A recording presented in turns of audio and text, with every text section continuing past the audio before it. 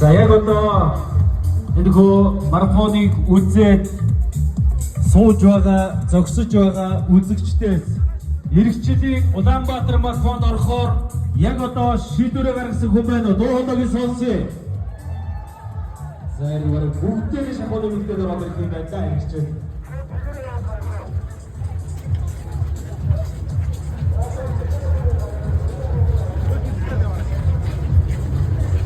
Барайтай орж ирж байгаа хүмүүс маань ихээр зүгээр аргыг руу орж ирж